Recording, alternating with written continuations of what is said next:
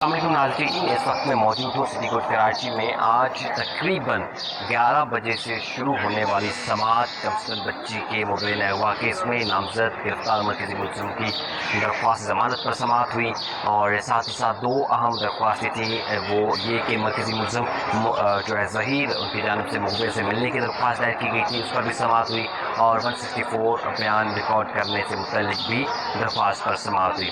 تو 11 بجے سے تقریباً یہ جو ہے سماعت کا سلسلہ شروع ہوا، دلائل جاری رہے۔ آج جو بڑی ڈیولپمنٹس ہیں وہ یہ ہیں کہ مغویہ سے ملنے کی درخواست پر بھی دلائل مکمل ہو چکے ہیں، اور ساتھ ہی ساتھ مغویہ کا 164 بیان ریکارڈ کرانے سے متعلق بھی جو درخواست تھی اس پر جو ہے دلائل مکمل ہو چکے ہیں دونوں فریقین کے۔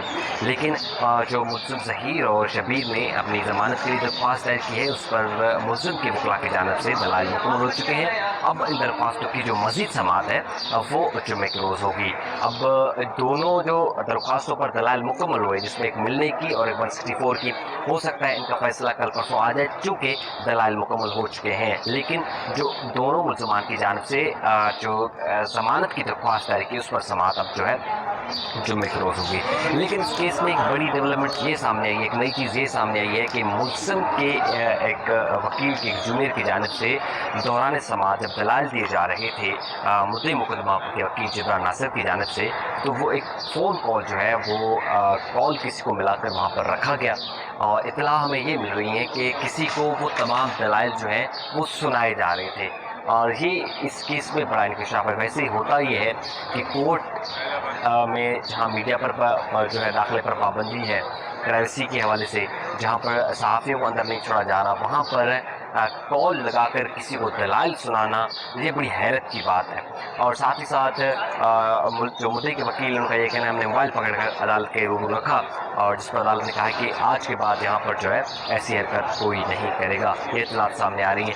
اگر ایسا ہے حقیقت میں تو یہ بہت برا ہے، چونکہ یہ خود عدالتی پروٹوکولز کے خلاف ہے، عدالتی جو رولز ریگولیشن ہے ان کے خلاف ہے۔ مجھے تقریباً 5 سے 6 سال ہو گئے ہیں کورٹ کی رپورٹنگ کرتے ہوئے، کہیں پر بھی جو ہے ہم موبائل عدالت کے اندر استعمال نہیں کرتے، کنٹیمپٹ آف کورٹ لگ جاتا ہے، یہ عدالتی اصولوں کے خلاف ہوتا ہے۔ لیکن جب آپ کسی کو کال ملا کر کسی کی دلائل سنائیں گے تو یہ بڑی جو ہے حیرت کی بات ہوتی ہے، اور خود جب وکیل ایسا کریں تو اس پر بندہ کیا کہے۔ خیر، آج ان دونوں چیزوں میں جو درخواستوں میں ہوا وہ بھی ہم نے آپ کو بتایا۔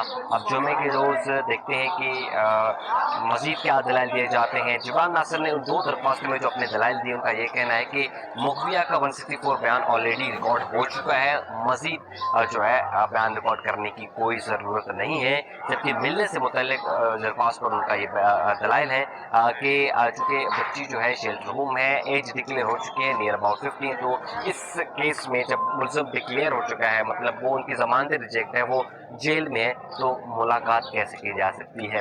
تو یہ جو ہے سرسری میں نے آپ کو تمام تفصیلات آج عدالت کی بتائی ہیں۔ مزید دیکھتے ہیں اس کیس میں جو کچھ بھی ہوگا ہم آپ کو بتائیں گے۔